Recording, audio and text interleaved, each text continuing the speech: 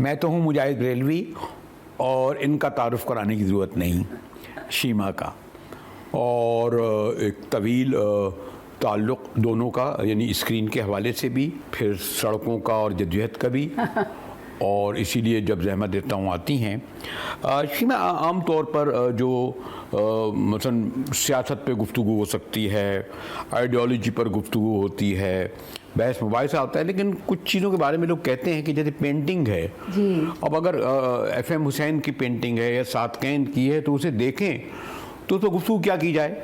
इसी तरह classical dance के बारे में कहा जाता है कि वो तो देखने की चीज़ होती है, भाई उस पर गुफ्तगू क्या कर रहे हैं कि नहीं साहब यूँ होना चाहिए था, तो अगर ऐसा होना चाहिए था आप उसे बेहतर करके दिखाएं। तो ये आप इसे इत्तफाक करती है कि क्लासिकल डांस पे हम क्या गुफ्तगू करें।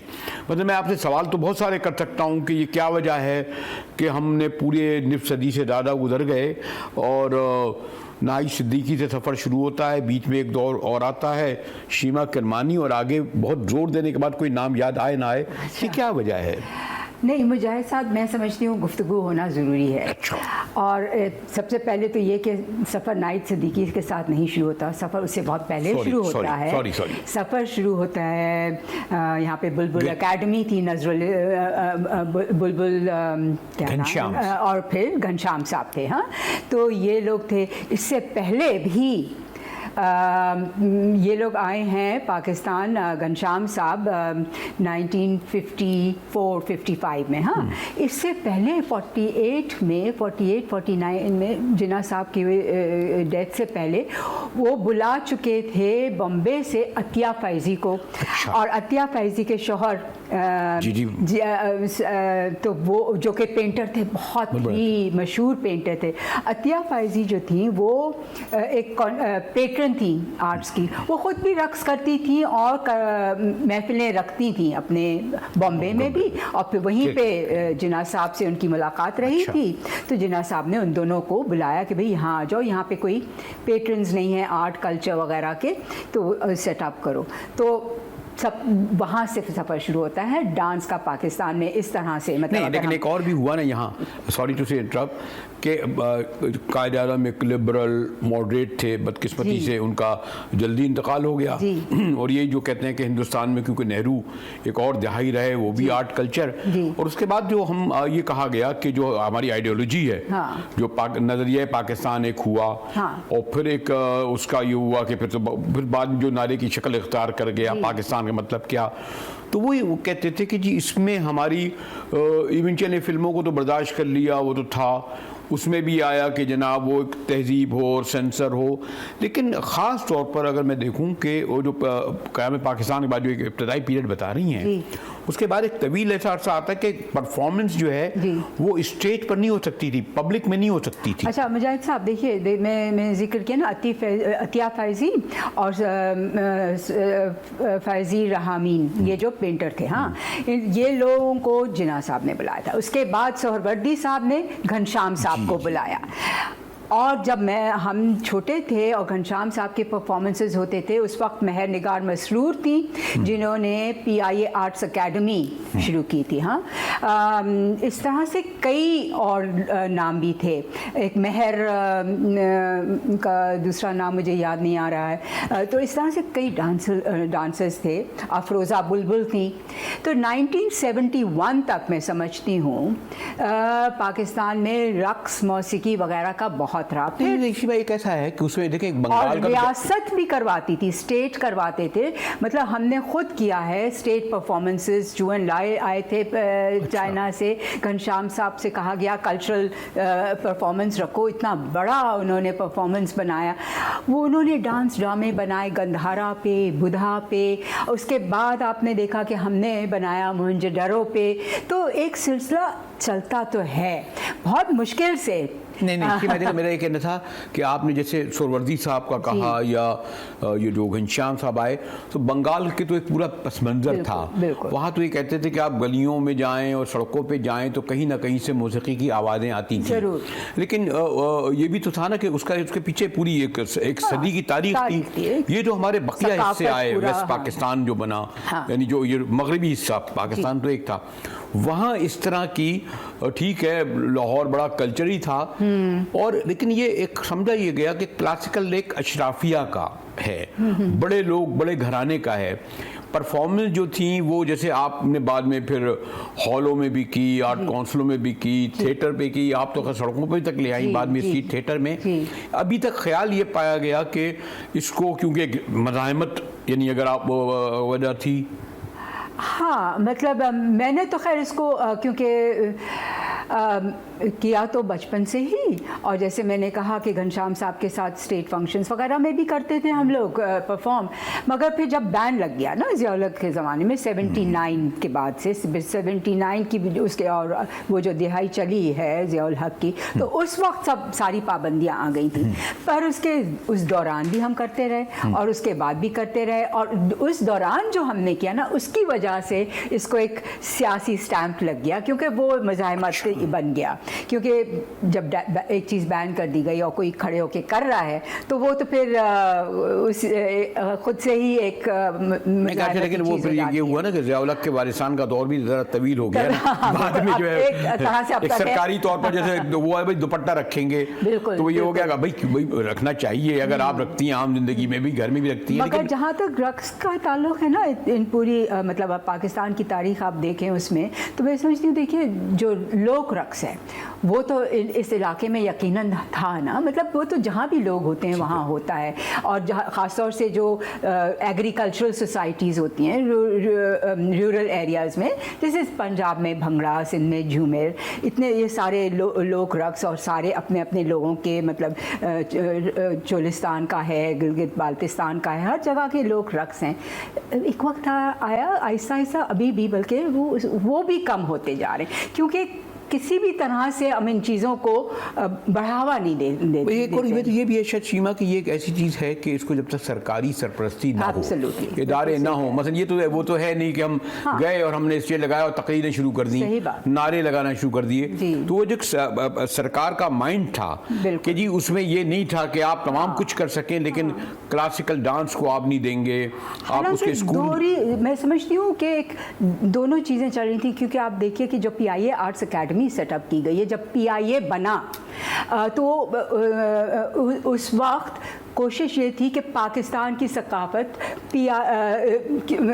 दुनिया में दिखाई जाए, उससे PIA को भी फ़ायदा होगा, पाकिस्तान को भी फ़ायदा होगा, नया नया मुल्क बना है। तो शुरुआत में थोड़ा ज़रा सा मेरे ख्याल में इतना क्लोज्ड विजन नहीं था, जितना आहिस्ता आहिस्ता जो लोग इन अथॉरिटी थे, लोग इन पावर थे, जो बनाते ले गए उसको। नहीं, एक खाली एक शुबा नहीं है। चले मुझे इससे याद आ रहा है कि जो ख़वातीन फिर बाद में खैर आपने तहरीक इंसाफ ही बनाई जी, और आज भी अगर आप देखें कि जो आपके 20 साल पहले की जद्दोजहद थी, जो 10 साल पहले की थी, आज भी वही है कि वही थानों के चेहरे में हो रहा है और आप चले जा रहे हैं और अदालतों में केस चल रहे हैं, यानी कोई फ़र्क नहीं पड़ रहा कि वो जो कारोकारी हो चाहे वो 50 जो, तो एक उसमें फिर मज़ाहमती आवाज़ें आई। तो मुझे इसलिए ख्याल आ रहा है कि जैसे अगर रक्स में आप आई तो आप जैसे जो हमारी आपकी कॉमन दोस्त भी थी फहमीदा रियाज, बिल्कुल अब आई वो 70s में, खैर एक उनका एक ख़ास सभाओं से आई थी, फिर उनकी शायरी बदन दरीदा, उससे पहले पत्थर की ज़बान, लाओ हाथ अपना लाओ ज़रा, या उसके बाद चीज़ वो एक्सेप्टेंस नहीं था कि, तो आपका फिर फहमीदा से जो आपका मिलाप हुआ, जो बाद में फिर आपने उनकी शायरी को बहुत अच्छा जो है परफॉर्मेंस में भी लेके आई। तो ये जो मैं अगर फिर वही कहूँगा कि ठीक है कि आप कहें ख़वातीन शायद शायरात नाराज़ हो जाएं, लेकिन मैं नहीं समझता कि जो फहमीदा रियाज ने क्लासिकल शायरी में जो एक बगावत यानी खुलकर जो की, औरत की बगावत ख़ास तौर से ना, हाँ बिल्कुल। मैं तो मेरी ज़ाती राय है कि मुझे तो फहमीदा बरे सग़ीर की उर्दू सबसे ग्रेटेस्ट उर्दू शायर लगती हैं, मतलब पिछली सेंचुरी की, क्योंकि उसमें इतनी वैरायटी भी थी फहमीदा में, और इतनी सेंसिटिविटी थी जिन चीज़ों के बारे में उन्होंने लिखा है, और ख़ास जो उसने औरत की जज्बात को बाहर लाई है, उसकी औरत की सेक्सुअलिटी के बारे में कहाँ पे शायरी में आया था पहले कभी भी। देखिए थोड़ा सा जिक्र उसमें नस्र में है, इस्मत चुगताई जैसे किया और डॉक्टर रशीद जहाँ ने जैसे किया, मगर शायरी में तो किसी भी हाँ, मैं इसीलिए शी में आपको लाया कि जैसे एक जो रक्स में जो आपने जिस तरह मैंने कहा ना एक लिहाज से बगावत है, बगावत थी, और ये ठीक है हमारे यहाँ जो ख़वातीन भी शायरी करती थी उसमें औरत नहीं होती थी, बिल्कुल वो फ़र्क ही नहीं होता था, उनके अशार भी आते थे, तो अगर आप पढ़ें तो ये नहीं पता लगा कि औरत का शेर है या मर्द का शेर है। फहमीदा ने एक औरत का जो एक यानी बहुत बोल्ड किस्म की जो उनकी जो शायरी है, और फिर जो जिस तरीके से पढ़ती थी, बिल्कुल फिर जिस तरह वो रहती थी, तो ये एक मुझे आपके साथ याद आ गई कि ये दो बड़े जो हमारे फ़नून लतीफ़ा के थे। बाकी जगह तो मिलता है, देखिए फिल्में तो थीं लेकिन फिल्मों में बैकग्राउंड ये हो कि बहुत कमी एक ख़ास अंदाज की हमारे यहाँ फिल्में आई, जैसे आर्ट नहीं आई। मुझे ये भी याद रखिए कि फहमीदा सिर्फ शायर नहीं थी, है ना। एक तो शी वॉज एन इंटेलेक्चुअल, उसने नॉवल भी लिखी है, उसने शॉर्ट स्टोरीज भी लिखी हैं, उसने एक प्ले भी लिखा। बल्कि मेरी जब पहली मुलाकात फहमीदा से हुई थी जब वो विलायत से वापस आई है, तो क्योंकि उसने एक ड्रामा लिखा था, हाँ, और उस सिलसिले में हमारी पहली मुलाकात हुई थी, कोई 1973-74 की बात, 70। अच्छा, मुझे आपका और फहमीदा का इसलिए जिक्र कर रहा था कि दोनों में जो खाली वो ये नहीं हुआ कि आप लोगों ने घरों बैठकर मखसूस महविलों में, फिर हमारे यहाँ जो एक होता है लोग अपने हाँ भाई बुलाओ घरों में, वो बाहर आई जलसों जुलूसों सड़कों पे। तो मैं जो मैंने कहा ना, आप जब मैं शीमा के साथ फहमीदा का जिक्र इसलिए याद आ गया, एक शायद इसलिए कि हमारा और शीमा का और फहमीदा का एक साथ बल्कि एक लिहाज से ख़ानदान का हिस्सा बन गए थे, और उन्होंने उसका हक भी अदा किया। फहमीदा की नज़मों को, चादर और चार दीवारी को जिस तरह किया, या और जो नज़में की, तो मुझे कहा जा रहा है कि कैमरे से कि वक्फ़ा लें, लेकिन मैंने कहा वक्फ़े से पहले क्यों ना फहमीदा को जो एक परफॉर्मेंस फहमीदा की नज़म पे जो शीमा का परफॉर्मेंस है वो ज़रा सा आप देखें। कि मैंने कहा ना कि फहमीदा के इंतकाल को इतने अरसे गए हैं, लेकिन उनकी जो शायरी है ना, जो बड़ी शायरी रहती ही ज़िंदा है, और आज उस ज़िंदा शायरी में मज़ीद शीमा ने ये करा कि वो ख़ुद सामने लेके आ गई।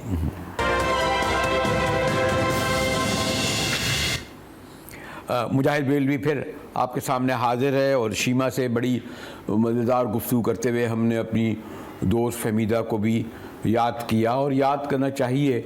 और बदकिस्मती से ये जो हम स्क्रीनें देख रहे हैं, मेरे ख़्याल में एक दिन में मैं एक चैनल को देखता हूँ कि मौसूफ़ अगर 30 दिन में कम से कम 60 बार ज़रूर आते होंगे हर एक घंटे के हिसाब से।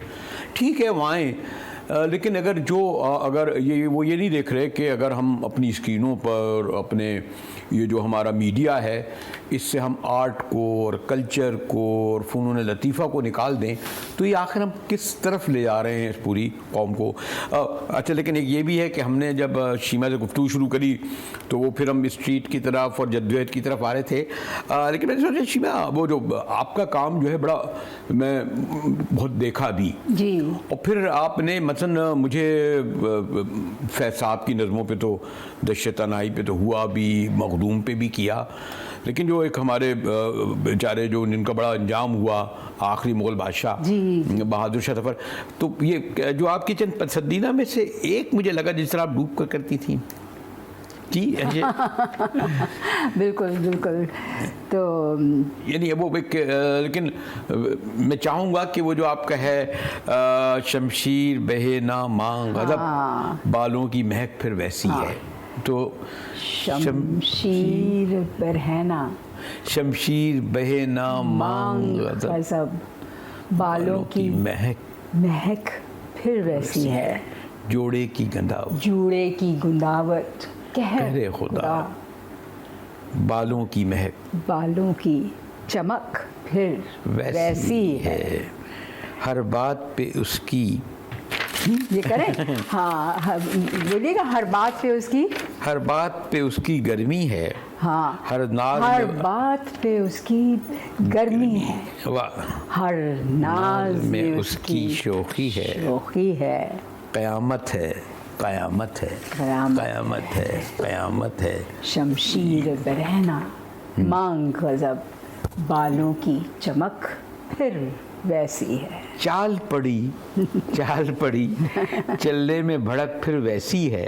जी, बहुत खूबसूरत गजल है। शायद अरे ये नहीं कहाँ बात नज़्म है, है, हाँ। देखिए आप वो उनके यहाँ फिर ये जो गज़ल आई इस तरह की, तो और ये लेकिन आपके यहाँ मैं ये देखता हूँ कि कुछ लोग ये समझते हैं कि ज़्यादा शीमा के यहाँ मज़ाहिमत की या जद्दोजहद की या उसकी, लेकिन क्या क्लासिक को हम और ख़ासतौर पर रक़्स को एक हथियार के तौर पर जद्दोजहद का इस तरह हिस्सा है? देखिए बिल्कुल क्यों नहीं, क्योंकि मैं समझती हूँ मेरे सामने रक़्स है, चाहे वो कोई भी आर्ट फॉर्म हो, वो अपने ख़यालात एक तो अपने माशरे की अक्कासी करता है और इंसान के ख़यालात और जज्बात और ख्वाहिशात और की भी अक्कासी करते हैं। तो हम जिस तरह के माशरे में रहते हैं, ज़ाहिर हम वही चीज़ क्रिएट करेंगे या उसी पे हम गुफ्तगू करना चाहेंगे जो कि हमारे इर्द गिर्द है। तो हमारे जो मसाइल हैं, अगर हम अपने फ़न के ज़रिए उन पे बात कर सकते हैं तो इससे ज़्यादा बढ़ के क्या चीज़ है। क्योंकि मैं समझती हूँ ये जो हमारे आर्ट फॉर्म्स हैं, इनको हम अपने एक फॉर्म ऑफ एक्सप्रेशन ही समझ रहे हैं ना, तो हम उसी के ज़रिए बातचीत कर रहे हैं, उसके ज़रिए हम लोगों की मेरे सामने तो हम लोगों के लिए एक ऐसा माहौल क्रिएट कर रहे हैं कि वो सोचें इन बातों पे, जो कि ये इतने बड़े शायर वगैरह ने सदियां लगा के अपने पूरी अपनी सोच लगा के इतनी सदियों में मैनिपुलेट करके बना के हमारे सामने पेश किया है। तो हम उन चीज़ों को क्यों ना इस्तेमाल करें, चाहे वो शायर।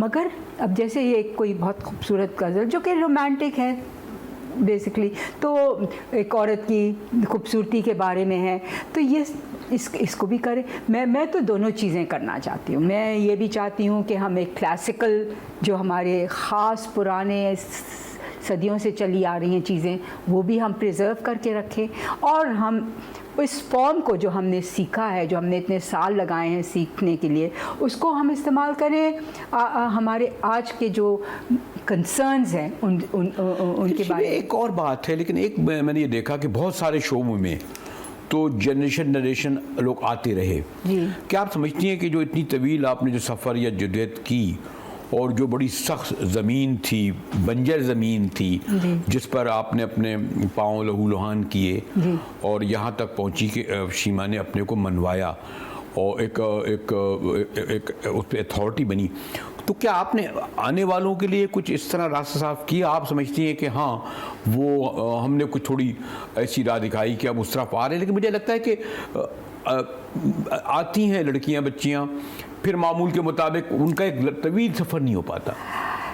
एक तरह से आपकी बात सही है मुजाहिद साहब के तवील सफ़र नहीं हो पा रहा अब तक, क्योंकि बहुत एक तो ये कि बहुत ज़्यादा हिम्मत और कमिटमेंट की ज़रूरत है, क्योंकि इतनी चीज़ों को सामना करना पड़ता है। ख़ास तौर से एक तो कि एक लड़की है, वो अपने आप को डांसर कह रही है, वो स्टेज पे डांस, इतनी मुखालिफत होती है इन चीज़ों से, इन चीज़ों के ऊपर कि बहुत मुश्किल होता है कि सस्टेन करें। लोग मुझसे पूछते हैं कि आपने कैसे कर लिया, तो मेरा तो जवाब यही है कि क्योंकि मैं समझती हूँ कि यही सबसे ज़्यादा अहम, सबसे ज़्यादा खूबसूरत और सबसे ज़्यादा सच इसी में ही है।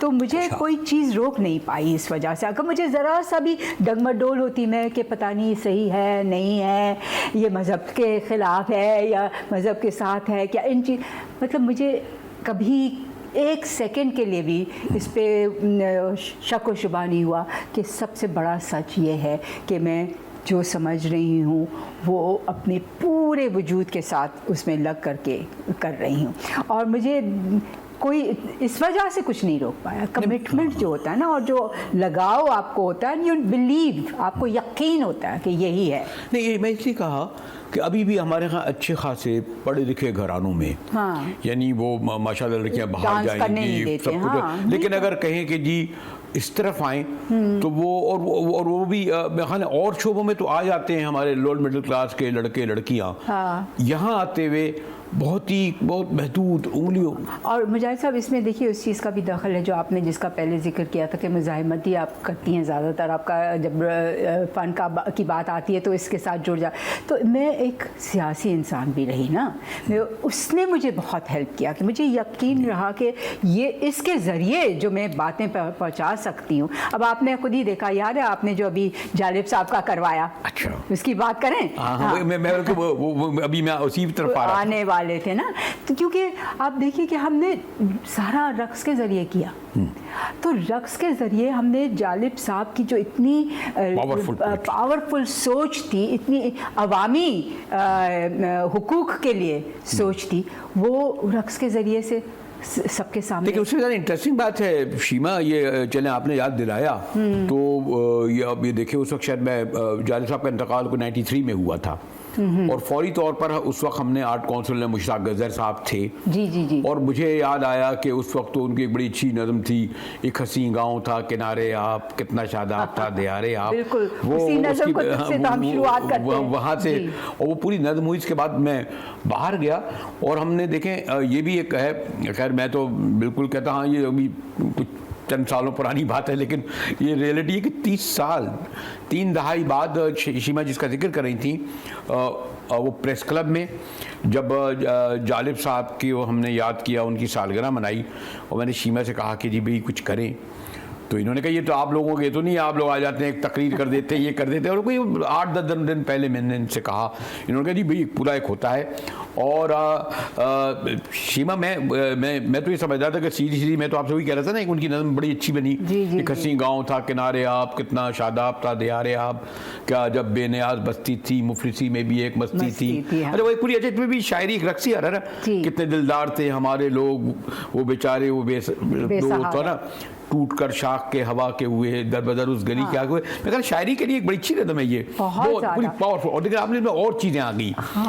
नहीं देखिए ना, ये शायरी में इतनी इमेजरी है, बिल्कुल जैसे फैज साहब की शायरी में भी इमेजरी है, फहमीदा की शायरी में भी पूरी, मतलब आप जब पढ़ते हैं तो एक पूरी पिक्चर बन जाती है ना। तो डांसर के लिए वो बहुत आसान। मगर जो बात मैं कहना चाहूँगी कि इन चीज़ों को सिर्फ ऐसे ही नहीं कोरियोग्राफ किया जा सकता ना। लोग समझते हैं कि बस अगर बहार आई की बात है तो सिर्फ बहार आई, मगर बहार आई सिर्फ ये नहीं है कि फूल खिल गए। बहार आई में तो एक इतनी बड़ी, इतना डेप्थ है, वो एक सियासी नज़्म है फैज साहब की ना, कि वो उन्होंने बांग्लादेश के फिर ये भी है कि आपने मुझे और मैंने देखा कि इसमें वो भी करनी पड़ती है, आपने वो तक डाल दिया इसमें, वो जो मतलब जो बहुत मशहूर नज़म हुई जालिब साहब की, जब नीलों को रंग जंजीर पहनकर भी किया जाता है, और वो उस वक्त जरका फिल्म में जालिब साहब ने दी, और बड़ा मार्शल्लाह था अयूब खान का। लेकिन ये मैंने कहा जालिब साहब को याद करते हुए ये देखिए ना कि हर हम भी एक ऐसे तालिब इल्म के इस तमाम तहरीक का हिस्सा रहे हैं, लेकिन ये इसमें साथ भी रहा।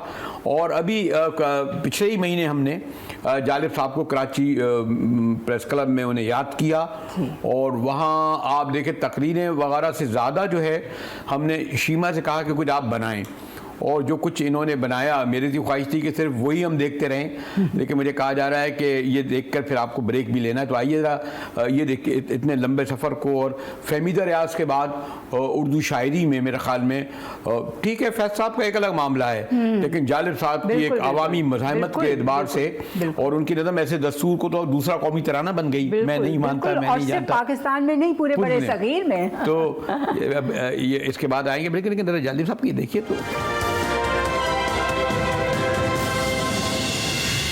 ये लीजिए शीमा, इतनी जल्दी वक्त भी गुजर गया। सियासत में तो बड़ा आसान होता है, 2-4 सवाल करे और ये वो करा, लेकिन अभी गुफ्तगू शुरू ही थी कि कैमरे के पीछे कहा गया कि क्या खत्म करें, हालांकि अभी तो आगाज हुआ था।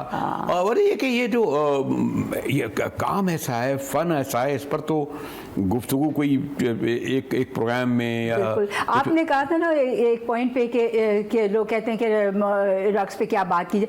देखिए इस पर बहुत बात हो सकती है, हमारी पूरी तारीख, रक्स की तारीख पे बात हो सकती है, होती है कितने मुख्तलिफ़ किस्म के रक़्स हैं। इस पे बात मैं तो बार बार कहती हूँ आप लोगों को कि आप लोग क्लासिकल रक़्स पे एक गुफ्तगू रख लें, एक प्रोग्राम रख लें जिसमें हम बताएं कि क्या कौन से मुख्तलिफ स्टाइल्स हैं। अरे हमारी तमाम कैसे गुफ्तगू उभरे। वो जोश साहब के एक मिसरे पे आ गई भाई, शायरी आज़ा की शायरी है अरे मैं ये चाहूँगा कि ये जो 2-3 मिनट हमारे पास हैं तो फिर वो जो एक आपने जो मेरे ख्याल में क्लासिक का दर्जा हासिल कर लिया फैज़ साहब की उस नज़म ने भी, फिर उसको खैर इकबाल बानो ने भी पढ़ा, अच्छा। फिर आपने भी बड़ा अच्छा दश्त तन्हाई को करा। तो मैं वो चाहता हूँ कि ये जब आए ना दश्त तन्हाई में वो अगर मैं चाहूँगा कि अगर आप ज़रा उसकी ज़रा ऑडियो दे दें तो शीमा को यहाँ परफॉर्म करते हुए उस पर हम देख लें। दश्त तन्हाई में जाने जहाँ लड़ता है, क्या क्या खूबसूरत नज़्म है, क्या उसकी धुन बनाई गई है और वो जब जब पढ़ी जाती है और हर तरीके से, लेकिन शीमा जी ने उसको बनाया है। तो आप मुझे मैंने कहा ना वीडियो वाली ना दें बल्कि उनकी ऑडियो दे दें ताकि आप शीमा को देखें वो उन्होंने अपने तरीके से किस तरह परफॉर्म करेंगी। दश्त तन्हाई में जाने जहाँ। अब ये मैं मेरा विचार था कि इसके बाद अब क्या गुफ्तगू की जाए। मैंने बहरहाल मैंने कहा शायरी हो और रक़्स हो और फिर शीमा जी के साथ इस पर गुफ्तगू हो रही हो तो फिर ज़्यादा जो है ना लोग ये नहीं चाहेंगे, क्योंकि हम लोग तो वो आपको पता है जो हमारी सियासत पर गुफ्तगू करते रहती इतनी बज़बान हो गई है कि जो कल्चर आर्ट फ़नून लतीफ़ा गुफ्तगू बड़ी मुश्किल से होती है। लेकिन ईद के आज जब आखिरी दिन है तो हमने सोचा कि ज़रा मुख्तलिफ़ अंदाज में, और अगर जो कौमें अपने जो फ़नून लतीफ़ा को ख़ास तौर पे आर्ट को और लिटरेचर को और कल्चर में सबसे जो स्ट्रॉन्ग है वो थिएटर और परफॉर्मिंग आर्ट यानी क्लासिक रक़्स है, उसको आज तमाम दुनिया की आप अगर देखें तो उसके बगैर वो कौमें उनकी लंबी ज़िंदगी नहीं होती। वो फिर इसी जो आजकल आप देख रहे हैं ना ये जो हम 12, 14, 15 लोगों के दरमियान दिन रात वही सियासत वही पार्लियामेंट जैसे लगता है कि पूरी, तो अच्छा लगा और कोशिश करेंगे कि ये जो है हम सिलसिला जारी रखें। आपने मैंने कहा ना कि बड़ी स्ट्रगल की है इन्होंने यहाँ तक लाने के लिए, और ये और एक बात ये इस पर भी जोर नहीं देना चाहिए भाई देखें शेक्सपियर तो एक ही होगा ना, फैज़ तो एक ही होंगे ना, और इकबाल एक ही होंगे ना, या दो हो जाएंगे चलें शायद। तो ये भी नहीं कहना चाहिए कि जी हाँ ठीक है घनश्याम जी हुए और भी बहुत सारे आएंगे। तो शीमा जी हमारी एक ही हैं और मुझे गुफ्तगू करके इनको लुत्फ़ आया। शुक्रिया। थैंक यू मुजाहिद साहब, बहुत बहुत शुक्रिया आपका, बहुत अच्छा लगा और सबको ईद मुबारक।